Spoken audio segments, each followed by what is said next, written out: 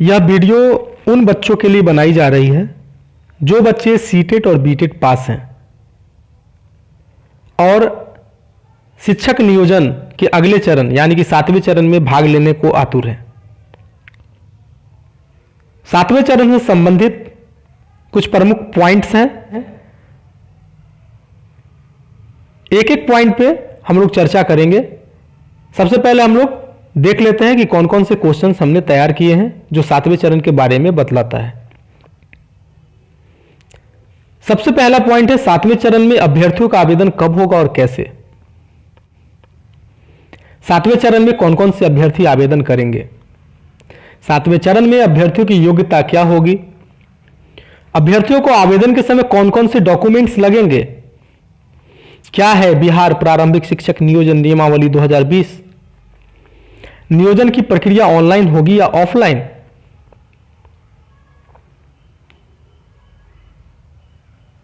नियोजन इकाइयों में मेरिट या मेधा किस आधार पर बनेंगी और मेरिट एनआईसी के वेबसाइट पर कैसे देखेंगे। नियोजन के समय आप किन किन नियोजन इकाइयों में अप्लाई करेंगे। क्या है ईडब्ल्यूएस कैटेगरी वाले। क्या ईडब्ल्यूएस कैटेगरी वाले अभ्यर्थियों को यूआर कैटेगरी में अलग से और ईडब्ल्यूएस कैटेगरी में अलग से आवेदन करना पड़ेगा। चयनित होने के बाद अपना नाम चयन लिस्ट में कैसे देखेंगे। चलिए एक एक करके सारे बिंदुओं पे हम लोग चर्चा करने वाले हैं। सबसे पहला बिंदु है कि 7वें चरण में अभ्यर्थियों का आवेदन कब होगा और कैसे होगा। दोस्तों, बिहार में अब एजुकेशन रिक्रूटमेंट बोर्ड के माध्यम से स्कूली शिक्षकों की भर्ती होगी, ऐसा सुनने को मिल रहा है। दरअसल शिक्षा विभाग 2022 में शुरू होने वाले 7वें चरण में स्कूल शिक्षकों की बहाली प्रक्रिया नए नियमावली से करने की तैयारी में है और इस बहाली में मुखिया, पंचायत समिति प्रमुख, जिला परिषद अध्यक्ष और नगर परिषद अध्यक्ष जैसे जनप्रतिनिधि नियोजन प्रक्रिया में रहेंगे, लेकिन आवेदन ऑनलाइन होने की संभावनाएं हैं। ये बहाली सीधी नियुक्ति से ही भरे जाएंगे। दोस्तों, मिली जानकारी के अनुसार 2022 मार्च तक 6ठे चरण की बहाली पूरी कर लिए जाने की संभावना है। इसके अलावा 6ठे चरण में जो पद रिक्त रह जाएंगे उसे 7वें चरण में शामिल कर दिया जाएगा। 7वें चरण से शिक्षकों की बहाली के लिए शिक्षा विभाग एक रिक्रूटमेंट बोर्ड बनाएगा। अभ्यर्थियों को कोई भी परेशानी नहीं होगी और फर्जीवाड़े की शिकायत भी नहीं होगी। अभ्यर्थियों को आवेदन 6ठे चरण के पूरा होने के जस्ट बाद अप्रैल माह से शुरू की जाएगी। हालांकि वही हाई स्कूलों के 7वें चरण की बहाली में मुखिया, पंचायत समिति प्रमुख, जिला परिषद अध्यक्ष और नगर परिषद अध्यक्ष जैसे प्रतिनिधि नियोजन प्रक्रिया और चयन समिति से बाहर रहेंगे और हो सकता है कि इनकी बहाली प्रतियोगिता परीक्षा से हो। हालांकि इसके लिए अभी कोई लिखित आधिकारिक नोटिस नहीं है। प्रमुख सचिव ने 6ठे और 7वें चरण को लेकर विभाग के मंतव्यों को ट्वीट कर भी अभिव्यक्त किया है। कहा है कि राज्य के प्रत्येक पंचायत में उच्च माध्यमिक विद्यालय प्रारंभ किए गए हैं। इसके लिए हमें शिक्षकों की जरूरत है ताकि 2020 में जहां 9वीं की कक्षाएं आरंभ हुई है वहां 2022 में 11वीं की कक्षाएं संचालित की जा सके। इन स्कूलों के लिए विद्यालयवार प्रधान द्वारा रिक्तियां आकलित की जा रही है। हम इन्हें इकट्ठा कर रोस्टर स्वीकृत कराएंगे। 6ठे चरण में किसी भी कारण से कहीं पद रिक्त रह जाते हैं तो वे पद 7वें चरण की नियुक्ति में जुड़ जाएंगे। श्री कुमार ने बताया है कि 6ठे चरण में 30 जून 2019 तक की ही रिक्ति को लिया गया है। उसके बाद के 2 साल में जो पद खाली हुए हैं उन्हें भी 7वें चरण की शिक्षक नियुक्ति में जोड़ा जाएगा। नेक्स्ट बिंदु है 7वें चरण में कौन कौन से अभ्यर्थी आवेदन करेंगे। दोस्तों, 7वें चरण में सिर्फ बिहार राज्य के निवासी आवेदन करने के पात्र होंगे, यह क्लियर है। जिन्होंने केंद्रीय शिक्षक पात्रता परीक्षा या बिहार शिक्षक पात्रता परीक्षा क्वालिफाइड किया हो वो भी आवेदन करने के पात्र हैं। अगर आप सामान्य कैटेगरी की महिला हैं और आप सीटेट में फेल या डिस्क्वालिफाइड हैं लेकिन आपका मार्क्स 82 है तो भी आप बिहार प्रारंभिक टीचर नियोजन में आवेदन करने के पात्र हैं। अगर आपका शिक्षण प्रशिक्षण सर्टिफिकेट मान्यता प्राप्त बोर्ड और यूनिवर्सिटी से निर्गत है तो आप बिहार प्रारंभिक शिक्षक बहाली में आवेदन करने के पात्र हैं।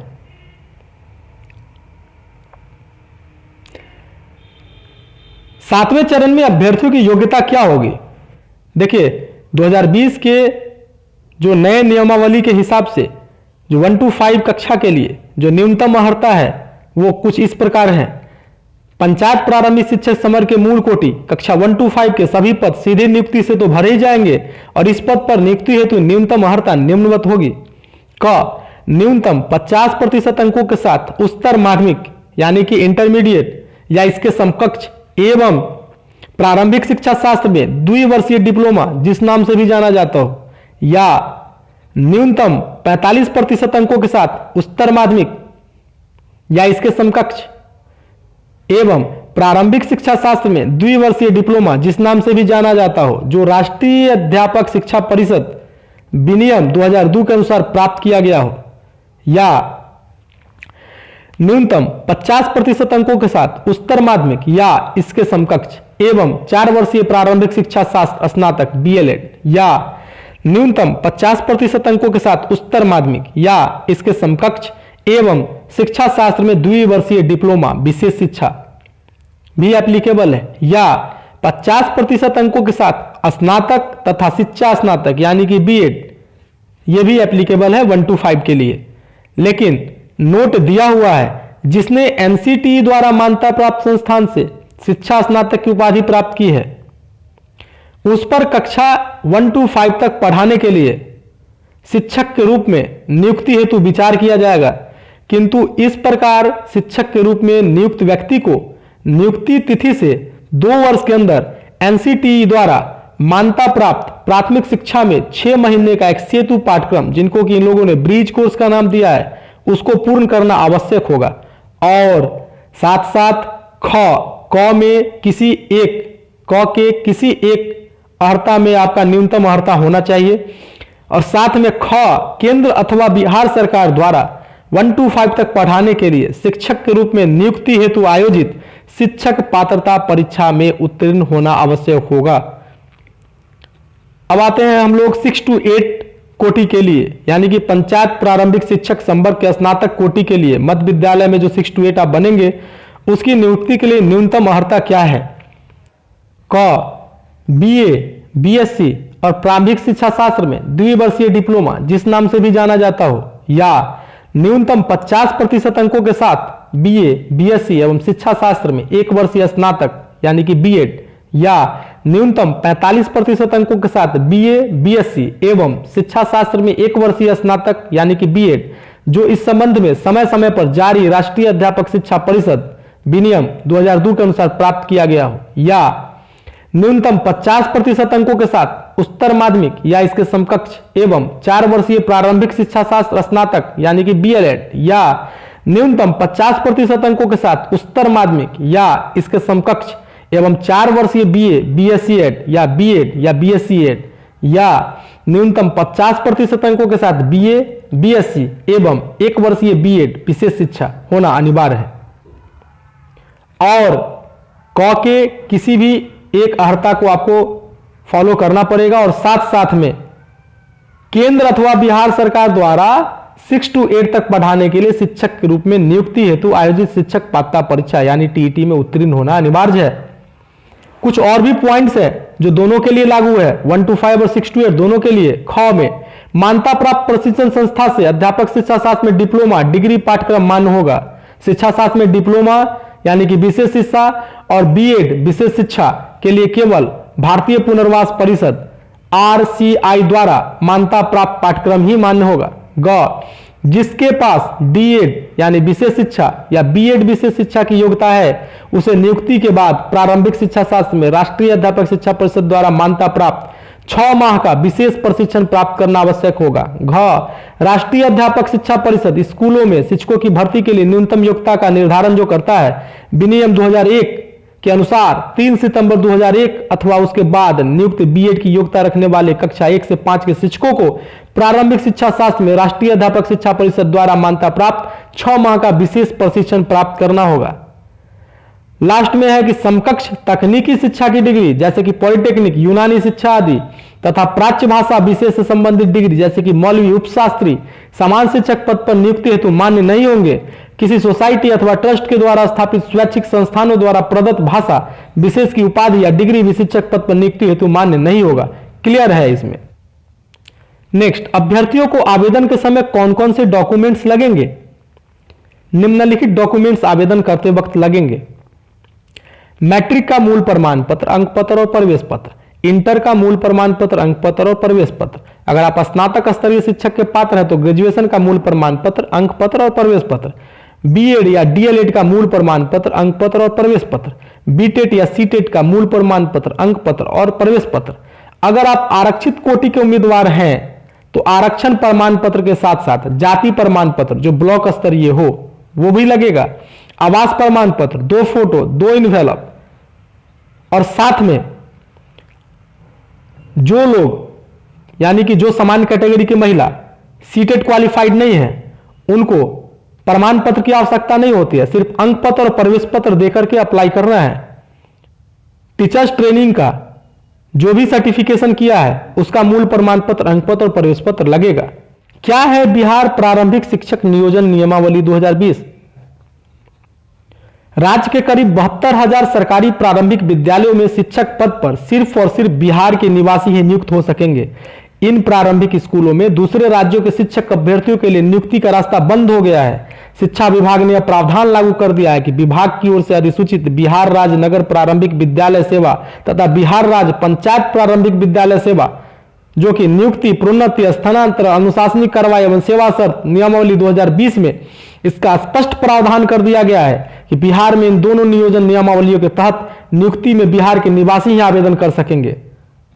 गौरतलब है कि वर्ष 2006 से राज्य में लागू माध्यमिक एवं उच्च माध्यमिक शिक्षकों के नियोजन में यह व्यवस्था लागू है।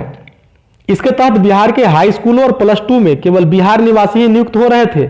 आरंभ में प्रारंभिक शिक्षकों के नियोजन नियमावली में भी यही प्रावधान किया गया था, लेकिन जब 2012 में नियोजन नियमावली लागू हुआ तो इसमें इस चीज का स्पष्ट उल्लेख नहीं किया गया, जिस कारण दूसरे राज्य के खास करके बॉर्डर इलाकों के जो पड़ोसी राज्यों के लोग हैं वो भी कुछ शिक्षक नियुक्त हो गए थे।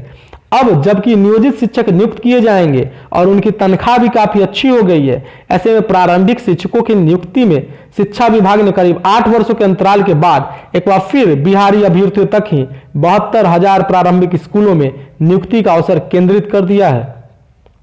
शिक्षा विभाग द्वारा अधिसूचित दोनों नियुक्ति व सेवा शर्त नियमावली में ऐच्छिक स्थानांतरण समेत संशोधित सेवा शर्त के अन्य पहलू शिक्षकों के लिए पूर्व में ही घोषित थे, जिन पर हाल ही में राज्य मंत्रिमंडल ने मुहर लगाई थी। बिहार राज्य नगर प्रारंभिक शिक्षकों तथा पंचायत शिक्षकों की नियुक्ति में पहले की तरह ही शिक्षक प्रशिक्षण और अन्य अनिवार्य डिग्रियां रखी गई हैं। शिक्षक पात्रता परीक्षा उत्तीर्ण होना भी अनिवार्य है, लेकिन इस पर पहले से जो वेटेज दिया जाता था उस वेटेज को समाप्त कर दिया गया है और पहले टीईटी में प्राप्तांक के मुताबिक मेधा सूची के निर्माण में अभ्यर्थियों के लिए कुछ अंक तय किए गए थे जो अब तय नहीं है, अब वेटेज समाप्त कर दिया गया है। अधिसूचना के मुताबिक अगर नगर प्रारंभिक शिक्षकों की 2 श्रेणियां होंगी। अधिसूचना के मुताबिक नगर प्रारंभिक शिक्षकों की 2 श्रेणियां होंगी, नगर शिक्षक प्राथमिक विद्यालय और नगर शिक्षा मध्य विद्यालय। इनमें 3 संवर्ग होंगे। पहला मूल संवर्ग कक्षा 1 से 5, दूसरा स्नातक कोटि के कक्षा 6 से 8 और तीसरा मध्य विद्यालय के प्रधानाध्यापक। स्नातक कोटि के 50% पद मूल संवर्ग के शिक्षकों की प्रोन्नति से भरे जाएंगे। 50% पदों को सीधी भर्ती से भरा जाएगा। वही मध्य विद्यालयों के हेडमास्टरों के 100% पद प्रमोशन से ही भरे जाएंगे। बात पंचायत प्रारंभिक शिक्षक की करें तो इनकी भी 2 श्रेणी हैं, प्रखंड प्रारंभिक शिक्षक और पंचायत प्रारंभिक शिक्षक। पंचायत प्रारंभिक शिक्षक संवर्ग में स्नातक कोटि यानी कि 6 to 8 के जो 50% पद होंगे वो प्रोन्नति से भरे जाएंगे, जबकि 50% पद सीधी नियुक्ति से भरे जाएंगे। प्रारंभिक शिक्षकों की कुल रिक्ति में विषयवार 50% सीटों महिलाओं का आरक्षण होगा और साथ ही साथ रिक्ति विषम संख्या में रहने पर अंतिम पद भी महिलाओं को ही जाएगा। इसके साथ ही नई नियमावली में शारीरिक शिक्षा एवं स्वास्थ्य अनुदेशक तथा आर्ट, संगीत एवं कला के जो होंगे अनुदेशकों तथा कार्य अनुदेशक की नियुक्ति का भी प्रावधान किया गया है।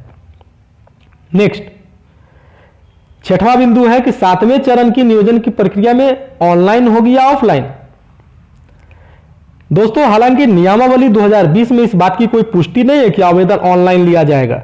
ऑनलाइन आवेदन के लिए अभी कोई आधिकारिक लेटर जारी नहीं की गई है, लेकिन संजय कुमार अपर मुख्य सचिव शिक्षा विभाग के अनुसार निम्नलिखित बातें कही गई थी। छठे चरण के नियोजन की इस प्रक्रिया के बाद सातवें चरण के लिए शिक्षा विभाग ने खास तैयारी की है। परेशानियों को देखते हुए शिक्षा विभाग ने सातवें चरण से एक रिक्रूटमेंट बोर्ड के जरिए शिक्षकों की बहाली, टीचर्स अपॉइंटमेंट की योजना तैयार की है। सातवें चरण से शिक्षकों की बहाली के लिए शिक्षा विभाग एक रिक्रूटमेंट बोर्ड बनाएगा, जिसमें पंचायत या प्रखंड के किसी जनप्रतिनिधि की कोई भूमिका नहीं होगी। तमाम प्रक्रियाएं ऑनलाइन होगी। अभी इस पर विचार चल रहा है। यह भी संभव है कि शिक्षकों की बहाली, जो कि हाई स्कूलों की बहाली, प्रतियोगिता परीक्षा के जरिए की जाए। मेरे तरफ से देखा जाए तो वैसे छात्र के हित में देखा जाए तो ऑनलाइन आवेदन ही अच्छा रहेगा। इससे फर्जीवाड़े पर रोक भी लगाया जा सकता है और नियोजन इकाइयों के चक्कर भी नहीं काटने पड़ेंगे। नियोजन इकाइयों में मेरिट या मेधा किस आधार पर बनेंगी और मेरिट एनआईसी के वेबसाइट पर कैसे देखेंगे? देखिए 1 to 5 टीचर्स के लिए मेरिट कैसे बनेंगी। मूल कोटि के पंचायत प्रारंभिक शिक्षक जो पंचायत एवं प्रखंड में होंगे, जो 1 to 5 के टीचर बनेंगे, के नियुक्ति हेतु मेधा सूची इस प्रकार है। मैट्रिक परीक्षा में प्राप्त प्राप्तांक का प्रतिशत योग इंटरमीडिएट परीक्षा में प्राप्त प्राप्तांक का प्रतिशत योग प्रशिक्षण परीक्षा में प्राप्त प्राप्तांक का प्रतिशत। उपयुक्त तीनों को जोड़कर 3 से भाग देने पर प्राप्त प्रतिशत अंक अभ्यर्थी का मेधा अंक होगा। भूतपूर्व सैनिकों की विधवा को मेधा अंक में 10 अंकों का अतिरिक्त वेटेज दिया जाएगा। क्लियर है? मेधा अंक समान होने पर जिनकी जन्मतिथि पहले होगी उन्हें मेधा सूची में ऊपर रखा जाएगा। समान अंक एवं समान जन्मतिथि होने पर अंग्रेजी के शब्दकोश के अनुसार जिस अभ्यर्थी का नाम पहले होगा उसका मेधा सूची में ऊपर स्थान निर्धारित किया जाएगा। इसमें भी समानता होने पर लॉटरी के माध्यम से संबंधित अभ्यर्थी का स्थान मेधा सूची में निर्धारित किया जाएगा। 6 to 8 के लिए हम देखेंगे कि स्नातक कोटि के जो पंचायत प्रारंभिक शिक्षक की नियुक्ति होगी उनकी मेधा सूची कैसे बनेगी। स्नातक स्तर पर पठित सभी विषयों का प्राप्तांक का प्रतिशत योग प्रशिक्षण परीक्षा में प्राप्त प्राप्तांक का प्रतिशत, यानी कि ग्रेजुएशन में पठित सभी विषयों के प्राप्तांकों का प्रतिशत योग टीचर्स ट्रेनिंग में के परीक्षा में प्राप्त प्राप्तांकों का प्रतिशत। उपयुक्त दोनों को जोड़कर 2 से भाग देने पर प्राप्त प्रतिशत अंक अभ्यर्थी का मेधा अंक होगा। भूतपूर्व सैनिकों की विधवा को मेधा अंक में 10 अंकों का अतिरिक्त वेटेज दे होगा। मेधांक समान होने पर जिनकी जन्मतिथि पहले होगी उन्हें मेधा सूची में ऊपर रखा जाएगा। समान अंक एवं समान जन्मतिथि होने पर अंग्रेजी के शब्दकोश के अनुसार जिस अभ्यर्थी का नाम पहले होगा उसका मेधा सूची में ऊपर स्थान निर्धारित किया जाएगा। इसमें भी समानता होने पर लॉटरी के माध्यम से अभ्यर्थीगण का स्थान मेधा सूची में निर्धारित किया जाएगा। नोट है, प्राप्तांकों की गणना अतिरिक्त एवं ऐच्छिक विषयों के अंकों को छोड़कर की जाएगी, किंतु जहां ऐच्छिक विषय अनिवार्य विषय के रूप में हो, यानी कि किसी शैक्षणिक में अगर आपका कोई ऐच्छिक विषय है तो उस ऐच्छिक विषय के अंकों को नहीं जोड़ा जाएगा, और जहां ऐच्छिक विषय आपका अनिवार्य विषय बन गया है तो उसमें वहां उसकी गणना की जाएगी। स्नातक योग्यता यानी कि आप ग्रेजुएशन किए हुए हैं तो उसमें सिर्फ ऑनर्स पेपर का नहीं लिखना है, ध्यान रखिए इस बातों का। स्नातक योग्यता के लिए पठित सभी विषयों, जितने भी विषय का आपने एग्जाम दिया है, उन सभी के प्राप्तांकों को जोड़कर ही उसका जो मेरिट बनेगा उस हिसाब से ही बनाया जाएगा। तो इस भ्रम में ना रहें। इसलिए स्नातक योग्यता के लिए पठित सभी विषयों यानी अतिरिक्त और ऐच्छिक को छोड़ करके प्राप्तांक के जोड़ को माना जाएगा। स्नातक के साथ अगर प्रतिष्ठा या समकक्ष योग्यता प्राप्त अभ्यर्थी के लिए सहायक विषयों में प्रतिष्ठा एवं समकक्ष योग्यता के विषयों के प्राप्तांकों को जोड़कर कुल प्राप्तांक निकाला जाएगा। एनआईसी पर मेरिट देखने के लिए वीडियो में जिस तरह से दिखाया जाएगा वैसे ही आप भी 7वें चरण में देख सकते हैं। इस वीडियो को ध्यान से देखें। किसी भी जिले का प्रखंड और पंचायतवार मेरिट एनआईसी की सूची पे अगर आप देखना चाहते हैं तो इस तरीके से आपको फॉलो करना पड़ेगा। सबसे पहले तो जिले का नाम लिखेंगे, जिस जिले का हम देखना चाहते हैं। मान लेते हैं हम समस्तीपुर से हैं तो समस्तीपुर जिले का नाम लिखते हैं और सिंपली क्लिक करते हैं, सर्च करते हैं। सर्च करते हैं, कुछ इस तरह से पेज आएगा। उसमें हम लोग जिस भी जिले के एनआईसी की वेबसाइट पे जाना चाहते हैं उस जिले के नाम के आगे nic.in लगा होगा। इसका मतलब वो ऑथेंटिक nic.in साइट है। तो समस्तीपुर का है तो समस्तीपुर.nic.in, मुजफ्फरपुर होगा तो मुजफ्फरपुर.nic.in होगा। चलिए हम चलते हैं। अभी हम लोग देखने वाले हैं कि जो मेरिट है हम लोगों का आवेदन करने के बाद जो मेरिट होती है उस मेरिट को एनआईसी की वेबसाइट पर डाला जाता है, वो कहाँ पर होता है। सिंपली यहाँ पर क्लिक करेंगे समस्तीपुर वाले nic.in पे। क्लिक करते ही जो पेज खुल के आएगा उस पेज में यहाँ पे आप मेनू ऑप्शन देख पा रहे होंगे। इस मेनू ऑप्शन पे सिंपली क्लिक करना है। क्लिक करने के बाद आपको नोटिस वाला ऑप्शन में जाना। हो सकता है और भी कहीं या तो नोटिस वाले ऑप्शन में होंगे, नहीं तो और भी कोई ऑप्शन में एक नया ऑप्शन जोड़ करके वेबसाइट वाले डाल सकते हैं, लेकिन खास करके नोटिस वाले में अधिकतर वेबसाइटों में नोटिस के अंदर ही होते हैं। तो नोटिस के प्लस साइन जहाँ पे हमको दिखाई पड़ रहा है, ये नोटिस है और यहाँ से जो प्लस इसके सामने जो साइन है इस पर हम लोग क्लिक करेंगे। क्लिक करते ही हम देख सकते हैं यहाँ पे कि टीचर नियोजन से संबंधित एक फाइल यहाँ बना हुआ है और इसके आगे प्लस का साइन है। हम यहाँ पे भी क्लिक करेंगे। जैसे हम क्लिक कर रहे हैं यहाँ पे देख सकते हैं जिला परिषद टीचर, नगर teacher, block teacher, panchayat teacher का एक ऑप्शन बना हुआ है। अब जिसका भी मेरिट लिस्ट देखना चाहते हैं आप सीधा वहाँ पे क्लिक करिए पंचायत टीचर पे। पंचायत टीचर का जो मेरिट लिस्ट होगा पंचायत वाइज, ब्लॉक वाइज आ जाएगा। अब यहाँ से हम डाउनलोड कर सकते हैं अपने पंचायत ब्लॉक का नाम पढ़ के। डाउनलोड पे क्लिक करना है और आप अपने जो आपका जो मेरिट लिस्ट है हर एक नियोजन इकाई का वो आपका PDF फाइल में डाउनलोडेड हो जाएगा। नेक्स्ट, नियोजन के समय आप किन किन नियोजन इकाइयों में अप्लाई करेंगे? आप उन सभी नियोजन इकाइयों में अप्लाई करेंगे जहां रोस्टर के हिसाब से रिक्तियां होंगी। दोस्तों, आप बिहार के किसी भी नियोजन इकाइयों में रिक्तियों के अनुसार अप्लाई करना नहीं भूलेंगे। चाहे किसी नियोजन इकाइयों में एकमात्र ही सीट क्यों ना हो, आप अप्लाई करेंगे तो ही आपके चयन होने की संभावना ज्यादा होगी। आप बिहार राज्य के उन सभी नियोजन इकाइयों में आवेदन करने के पात्र हैं जो नियोजन इकाइयां आपके जिले से बाहर हैं। क्या है ईडब्ल्यूएस? क्या ईडब्ल्यूएस कैटेगरी वाले अभ्यर्थियों को यूआर कैटेगरी में अलग और ईडब्ल्यूएस कैटेगरी में अलग से आवेदन देना पड़ेगा? इकोनॉमिकली वीकर सेक्शन सर्टिफिकेट आर्थिक रूप से कमजोर सामान्य वर्ग के लोगों की आर्थिक स्थिति को दर्शाने वाला एक प्रमाण पत्र है जिसके माध्यम से कमजोर सामान्य वर्ग के लोग आरक्षण का लाभ उठा सकेंगे। इस प्रमाण का उद्देश्य कमजोर लोगों को आरक्षण का लाभ दिलाना है। बता दें कि सरकारी नौकरी के लिए भर्ती निकलने पर जैसे SC, ST और OBC का आरक्षण तय रहता है, अब वैसे ही सामान्य वर्ग के लोगों का भी 10% आरक्षण तय रहेगा। तो अगर आप ईडब्ल्यूएस या किसी और आरक्षण कैटेगरी से हैं और आपके पास आरक्षित कोटि का सर्टिफिकेट है तो आप सिर्फ आरक्षित कोटे के सीट पर अप्लाई करेंगे। इससे आपका स्वतः ही यूआर अनरिजर्व कैटेगरी में आवेदन मान्य हो जाएगा। इसलिए आपको दोनों में अलग अलग आवेदन देने की कोई जरूरत नहीं है। आप सिर्फ आरक्षित कोटे में आवेदन देने मात्र से ही दोनों के लिए पात्र हैं। नेक्स्ट, चयनित होने के बाद अपना नाम चयन लिस्ट में कैसे देखेंगे? सबसे पहले आप जिस जिले के पंचायत या प्रखंड नियोजन इकाइयों का चयन लिस्ट देखना चाहते हैं तो पहले आपको उस जिले के NIC के वेबसाइट पे जाना होगा। इस वीडियो को ध्यान से देखें। दोस्तों, किसी भी जिले के अंदर जो प्रखंड और पंचायत नियोजन इकाइयां होती हैं उसका चयन लिस्ट देखने के लिए सबसे पहले आपको जिले के NIC के वेबसाइट पे जाना होगा।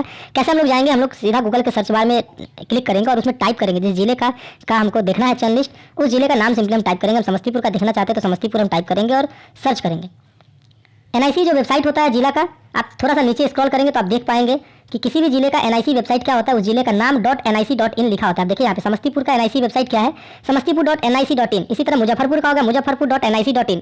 इसी तरह और भी जो भी जिले हैं उनका NIC का वेबसाइट होता है। सिंपली इस पर हम लोग क्लिक करेंगे।